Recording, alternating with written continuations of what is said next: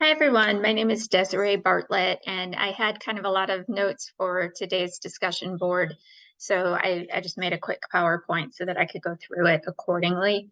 I chose the topic of the effect of exercise on psychological well-being beyond anxiety and depression. As you can see, I've written two books. It's up in my Zoom frame here. The first is Your Strong, Sexy Pregnancy, a yoga and fitness guide. And the second is Total Body Beautiful, Secrets to Looking and Feeling Your Best After Age 35. I bring that up just because I work with a lot of women going through transitions in life, whether it is pregnancy, new motherhood, perimenopause, menopause. These are all times when our endocrine system is going a little wild, a little bit crazy. There's a lot of shifts in the hormones, and we hear about a lot of shifts in mood as well. And it isn't necessarily anxiety or depression related, but it is, of course, real. And so to offer exercise as a method of feeling great from the inside out, I think is really important.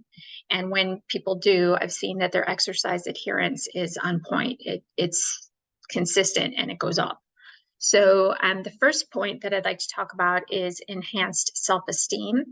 And when we see improvements in body image, self-worth, perceived physical competence from exercise, of course, people are going to want to come back for more.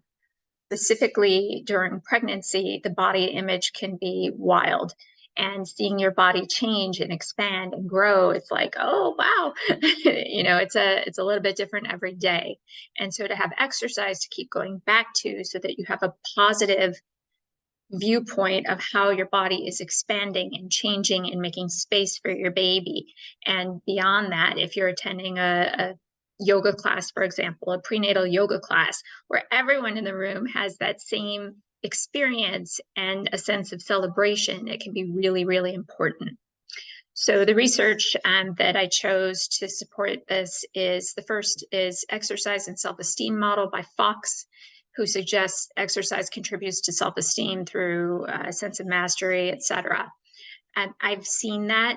I've seen how when women are on a consistent exercise program, it's like they stand up a little bit taller. And is that anatomical in terms of like, are they stronger? Are they finding more space and more length through the spine? Is there more support of the spine, and so they're standing taller? Yes, but it also becomes an attitude, and you start to see a little bit more confidence. Additionally, a meta-analysis by Biddle, and I'm going to try to pronounce this one, Ekkekakis, yes, further supports the positive impact of exercise on self-esteem across various age groups. I find that to be exciting because, again, I work with women in different stages of life. By the way, I also work with kids. So to see and to know that this can help across decades of our life, I think is really exciting. And the next point is the improved mood, and how exercise can, in fact, improve our mood. Mood regulation in acute and chronic exercise demonstrates positive influence on body image, self-worth, perceived physical competence.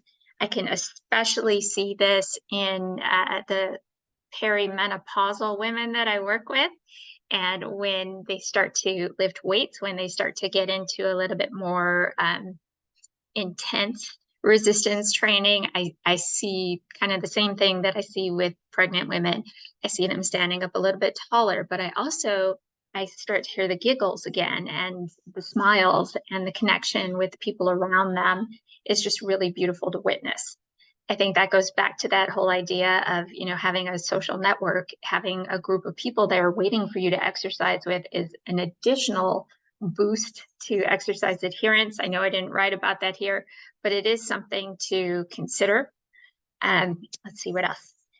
The effect regulation model proposed by, let me try to say it again, Ekkekakis, who obviously dug into sports psychology a bit. We've seen this name in two research studies now. Emphasizes the role of exercise intensity and duration in modulating effective responses. So that's kind of cool that you have this idea of like dose relationship to the outcome, like how much exercise are you doing, what's the intensity of it, and how does that affect your mood? So that's fascinating, because it's going to be probably a little bit different for people as individuals as well. And then finally, the research by Reed and Buck suggests that regular participation in moderate intensity exercise can lead to sustained improvements. So this is also exciting to me, because if there's this, regular participation where people are coming to class, or they're working with a trainer, or they're doing it on their own, they're going to see this consistent mood boost, which I've seen keeps them coming back for more. And when they step away from it, they can sometimes notice like a little like, oh, something's missing. We got to move. We're designed to move. And that movement brings about joy when we get those endorphins going. And then all of a sudden we're like, oh, I feel so much better. And in yoga, we talk about how emotion is, energy in motion. Moving your body will move the emotion through you. So just some thoughts from the world of yoga as well. Thank you so much for joining me today. And I look forward to seeing y'all soon.